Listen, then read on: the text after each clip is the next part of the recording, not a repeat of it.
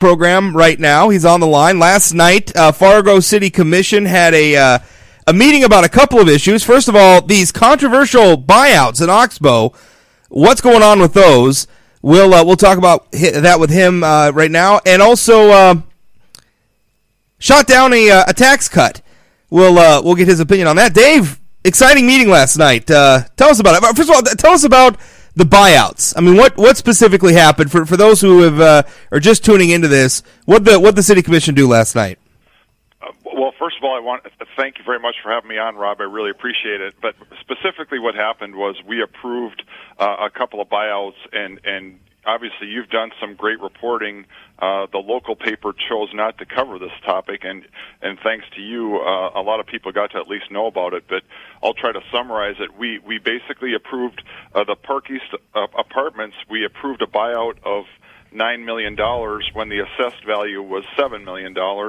And then the most egregious one was that we bought out a house in Oxbow for 500% of the assessed value. And they both were passed 3-2 with Commissioner Gehrig and myself voting against both of them.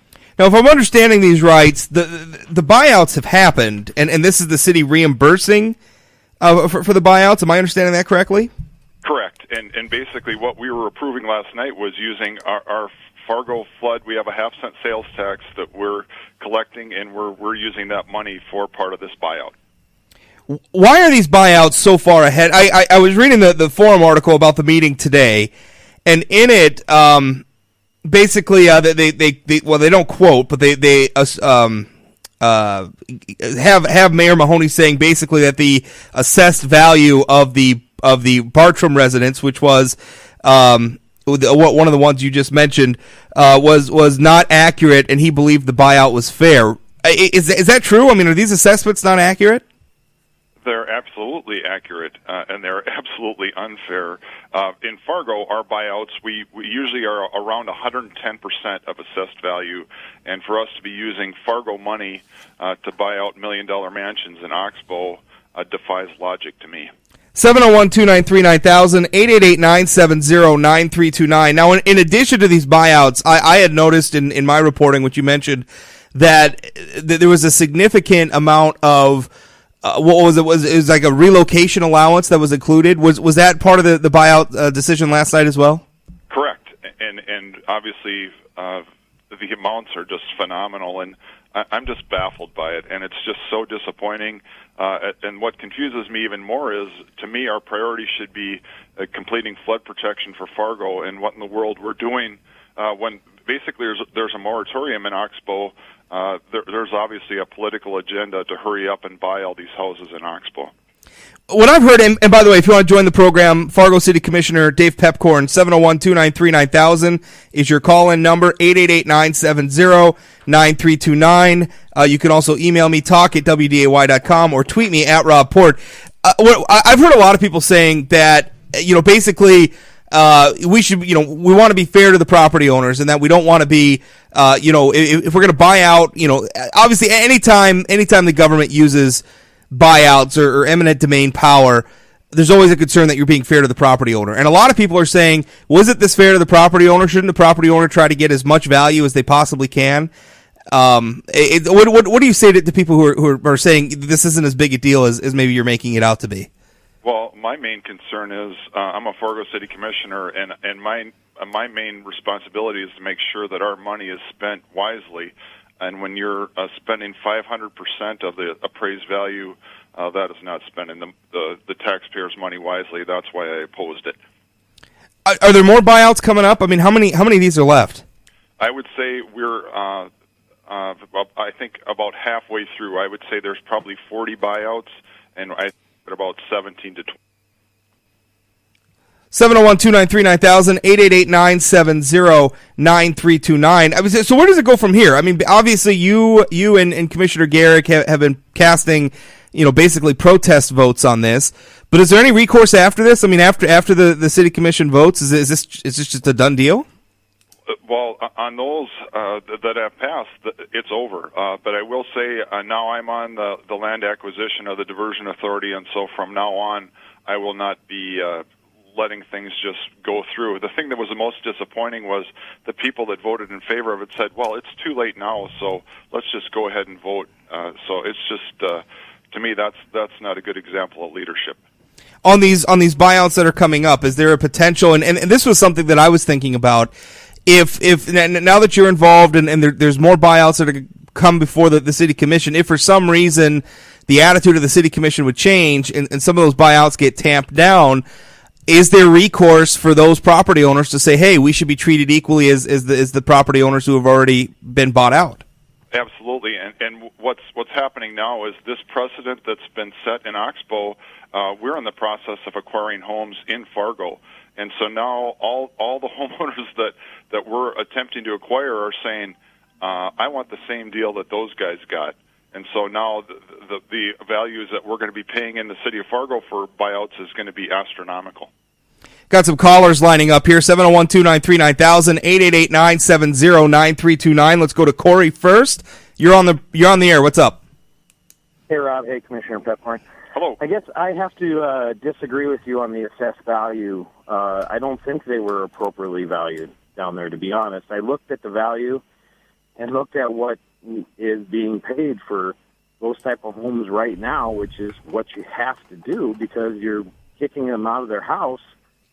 And Bartram had 12 acres of land, and that has to be figured into the sell price. Now, if we want to talk the fact that they weren't being assessed appropriately for the Kindred School District, and they were basically stealing money from that school district, I can go down that road, and I would completely agree that they should have been paying more taxes up to this point. And that's definitely something that needs to be looked at for the new houses, that they should be taxed appropriately for the right value as well. But a lot of these places that have seen the value, the assessed value, and what they got paid out, the buyout seems much closer to the actual value of the house than the assessed value. The relocation amount, which is also not being discussed, it seems a little high for some of these properties too. I think Rob brought that up on his blog once, that one was $90,000. One actually was a 6-figure relocation fee or something like that. Corey, thanks for the call. I want to give the commissioner time to address some of these. First of all, the relocation expenses. I noticed there was a big difference between Oxbow and Fargo, and there was a big and the prices just seemed really high. Tell us about the relocation expenses. Well, the thing that confuses me the most is why are we taxpayers in the city of Fargo? Why is it a priority to get flood protection for Oxbow before we are completed here in Fargo? To me, it's obviously a political agenda where this was attempted to being shoved through first because they wanted to get a foothold for the diversion. Our priority should be completing our own flood protection in Fargo with levees before we do all this, because the other part of the equation is the diversion is decades away, whereas our levees, they should have been completed several years ago, and they weren't on purpose. And so that's what's disappointing. The fortunate thing is we have an election in 11 months, and so some of these people that have voted for these tremendously wasteful things will be held to account. I'm looking forward to that. Karen, let's go to Karen next. You're on the line. What's up? I would like to thank Rob and you, Commissioner, for bringing this to our attention. I don't know how far out of line that 500% is, but in the light of day, we'll discover that. What do you think it should have been? My own personal opinion is we should have used the same model that we use in Fargo, where it's 110% of the appraised value. And that's, like I said, that's been our precedent. And now what the unintended consequence is, now all the buyouts in the city of Fargo are going to say, I would also like to get 500% for my home. And so it's going to cost us tremendous amounts of money more, which is very disappointing. Thank you for your thoughts. Karen, thanks for the call. Appreciate it. Got about 30 seconds left. Can you hold through to the next segment, Commissioner? I wanted to ask you about the tax cut vote. Okay, I tell you what, let's go to a break. I'm Rob Port on the hot seat on WDAY. We'll be back. I'm talking with Fargo City Commissioner Dave Piepkorn. If you've got comments, if you got questions, 701-293-9000, 888-970-9329. You can also email talk@wday.com. We'll be back after this. Don't go away. Welcome back, Rob Port on the hot seat. I almost said I was in for Jay Thomas. That's what usually happens on WDAY. But no, I am hosting on Tuesdays now this the hot seat program. They got a great lineup of people all throughout the week, and I'm happy to do Tuesdays. It's always a lot of fun. My guest, Fargo City Commissioner Dave Piepkorn, is on the program. If you want to join, 701-293-9000, 888-970-9329 with your comments or questions. We've got Brenda on the line, and Brenda, I understand that you're somebody who actually got a buyout? Yes. In fact, I am. If you look at the Farm article today, we are the other house that is compared to the Bartram property. And I think our buyout ended up being 168% of assessed value, which the only comments I would make very quickly are the assessed values were a little bit low. So I think we got certainly probably a fair buyout. But what I want to point out, just the discrepancy of the buyout should outrage people. We had explain in Hickson. Let me had 12. They were bought out at over 500%, and we at 165. So I think just the inequity of the buyout. And it would appear to an observer to certainly be special treatment. Why do you think the other buyouts, your buyout, and you got 168% of assessed value? You feel that was a fair market price? I would be inclined to agree with. Yeah, I would be inclined to agree with you. Why do you think yours was so much lower than the other buyout, which came in at almost 500% of the assessed value? To be very honest, one word I would say is connections. I think if one looks at the information in the article, as well as just the tax records and so forth, that's about the only conclusion that I can draw. I think the properties were probably very, very similar. The big thing was apparently the land. And we were told this was all that could possibly happen. We were getting a fair price, and certainly not to push it. Well, as it turns out, that certainly wasn't the case. So it's disconcerting, I think, certainly as an individual that was bought out. It's disconcerting, but to the people of Fargo and people in the future, it would be disconcerting because this whole diversion, the buyouts of I don't know, care whether it's the ring dike or the whole diversion, it's kind of shrouded in a lack of transparency. And this certainly speaks to that. And I think people should be extremely cautious about what they hear, what they believe, and I think that's really unfortunate. Brenda, can you hold on after the program? If you don't mind, I'd like to give you a call and talk with you a little bit more about this after the show. Is that okay? You bet. All right, hold and give the producer your phone number, and I'll circle back with you after the show. Thank you for the call. I appreciate it. Dave, your thoughts on that? Yeah, a couple of things happened last night, and I just wanted to compliment you once again on your reporting because most people would not have been aware of this. But our city attorney was not at our city commission meeting last night, which was very interesting. And I believe at least there's the appearance of some unethical and possibly criminal behavior. And what I hope happens is that either the Attorney General or some outside group starts looking into this, because from what I've seen so far, the Diversion Authority, they're not accountable to anybody. They're basically their own entity, and they don't really have to answer to anybody. And that concerns me when they're spending City of Fargo tax money. And obviously it should be concerning. We're hearing, and we just got a call in from from Brenda, who obviously she was mentioned in the forum article. She was the comparison property in a post actually that was on sayanythingblog.com by Trana Ragni, who is somebody who's been a citizen who's been following this situation closely. She's saying that there's a huge gap and it ought to make people concerned. And again, I mean, to me, I don't understand why it's not set as self-evident that when you're 500% above assessed value, something has gone horribly wrong. And I saw in the article that it was claimed that the properties were appraised by a professional accredited appraiser. What's your response to that? I mean, why was that appraisal so much higher than the assessed value? Well, I just think it's what your previous caller just said. There something went on there that's doesn't want to be that it isn't apparent to me and needs to be investigated by a third party.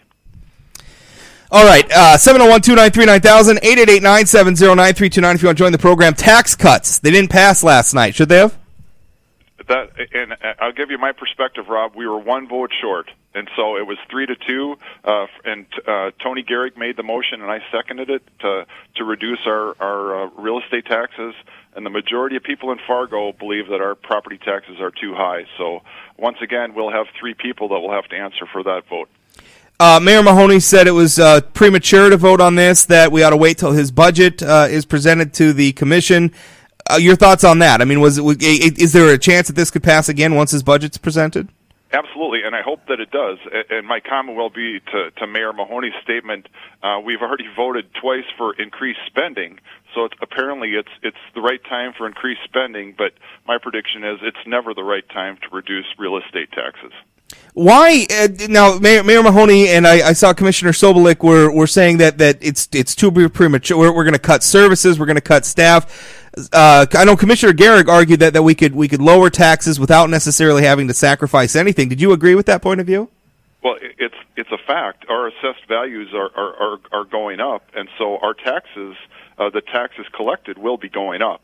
And so, even if we reduce it, we will still have more revenue coming into the city. Because it ends up kind of being an automatic tax increase, right? Because even if you hold mills even, if your values go up, which is the value of the thing being taxed, then you end up paying more, right? So, and that's what's been going on for 12 years, Rob. Is it's been an automatic tax increase without the politicians having to take any action. So it's the perfect setup. Do you feel like, and I know a lot of people sort of saying that Commissioner Williams is sort of the swing vote. Do you think it's possible he could be swayed to vote for this once the budget's out? Maybe the way I read it, I kind of felt like the budget not being out yet was sort of an excuse that allowed him to vote no. Maybe once it's out, that excuse will be gone. It'll be time to vote yes? I certainly hope so. We'll do our best to get him to see the light. All right. Well, Commissioner Piepkorn, thank you for your time. When's the next people following this buyout controversy?